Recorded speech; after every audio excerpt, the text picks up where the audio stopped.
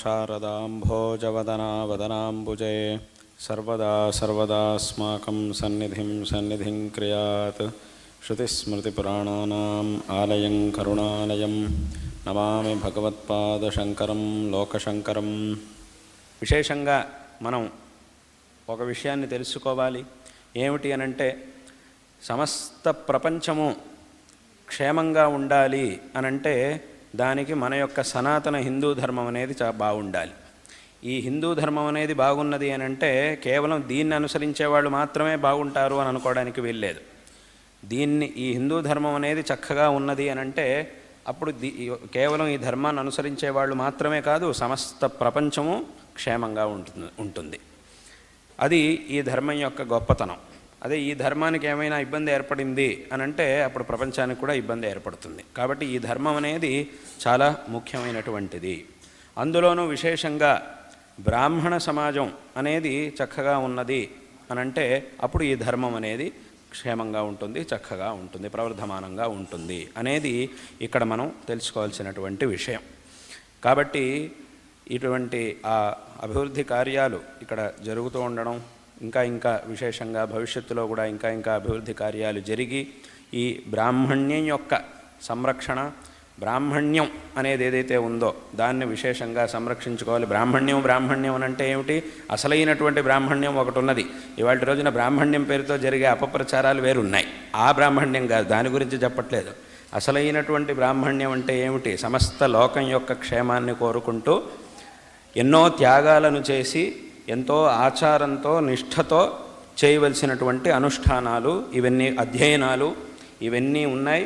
వీట్లను చక్కగా అధ్యయనం చేసి మన యొక్క పరంపరగా వస్తూ ఉన్నటువంటి వేదశాస్త్రముల్ని, ఈ వైదిక మార్గాన్ని చక్కగా అధ్యయనం చేసి అనుష్ఠానం చేస్తూ అందరికీ ఈ మార్గాన్ని ఉపదేశిస్తూ అందరి యొక్క శ్రేయస్సుని కోరుతూ అందరికీ కూడా వాళ్ళు జీవితంలో ఆచరించవలసినటువంటి ధర్మ మార్గాన్ని ఉపదేశించడం అనేది ఏదైతే ఉందో ఇది అసలైనటువంటి బ్రాహ్మణ్యం అని అంటే. ఇక్కడ ఆ అనుష్ఠాన శక్తి, అలాగే అధ్యయన బలం, అలాగే ఇంకొకళ్ళకి చేయవలసినటువంటి మార్గదర్శనం. అందుకే షట్కర్మలు అని విశేషంగా బ్రాహ్మణుడికి చెప్పారు శాస్త్రంలో. అధ్యయనం, అధ్యాపనం ఇత్యాదులన్నింటినీ కూడా యజనం, యాజనం, దానం, ప్రతిగ్రహం అనేటటువంటి విషయాల్ని శాస్త్రంలో 6 కర్మల్ని చెప్పారు. అందులోనూ ఇంకో విశేషం ఏం చెప్పారు అనంటే ఈ 6టిని చేసేటటువంటి వాడిని విప్రుడు అని అంటారు. అందులోనూ ఈ 3 విభాగాలు ఏవైతే ఉన్నాయో, యజనం, యాజనం, ముందు అధ్యయనం, అధ్యాపనం, యజనం, యాజనం, దానం, ప్రతిగ్రహం, ఈ 3 విభాగాల్లోనూ రెండవది ఏదైతే ఉందో అది ఐచ్ఛికం.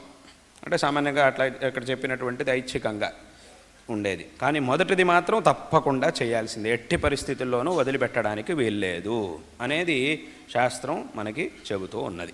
అంటే యజనం అనేది చాలా ఆవశ్యకం, అదేవిధంగా అధ్యయనం అనేది చాలా ఆవశ్యకం, దానం అనేది ఎంతో ఆవశ్యకం, తప్పకుండా ఎట్టి పరిస్థితుల్లోనూ వదలడానికి వీల్లేదు అని శాస్త్రం మనకి చెబుతూ ఉన్నది. కాబట్టి వీటిని చేస్తూ అధ్యయనం ఎందుకు చేయాలి?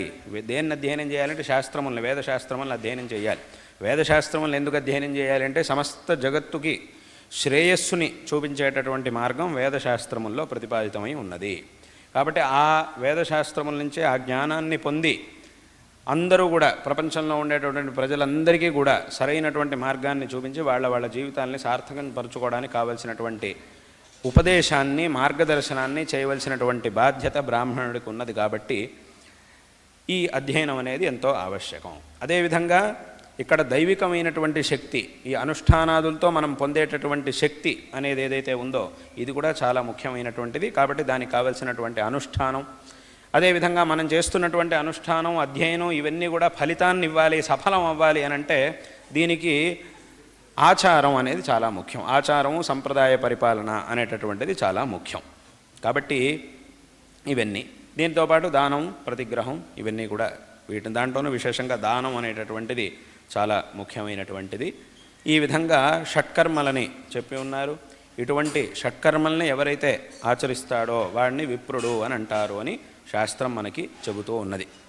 విప్రశ్చ బ్రాహ్మణోసౌ షట్కర్మ యాగాదిభిర్యుత అని ఆ విప్రహ అనేటటువంటి పదానికి వివరణ కోశంలో, అమరకోశంలో ఇలా చెప్పబడింది. విప్రశ్చ బ్రాహ్మణోసౌ షట్కర్మ యాగాదిభిర్యుత. ఈ 6 యాగాది ప్రభుతులైనటువంటి ఈ 6 కర్మల్ని ఎవరైతే చేస్తూ ఉంటారో అతడిని విప్రుడు అని అంటారు. ఇక్కడ ఒక్కొక్క కర్మ యొక్క వైశిష్ట్యం ఇంత గొప్పగా ఉన్నది. అన్నిటి యొక్క ఉద్దేశ్యం ఏమిటంటే కేవలం తన యొక్క ఎదుగుదల మాత్రమే కాదు, సమాజం యొక్క అందరి యొక్క సమస్త ప్రపంచం యొక్క ఎదుగుదల అనేది ఈ 6 కర్మల యొక్క ఉద్దేశ్యం. కాబట్టి అటువంటి ఒక బాధ్యతని విశేషంగా శాస్త్రం ఆ బ్రాహ్మణుడికి చెప్పింది.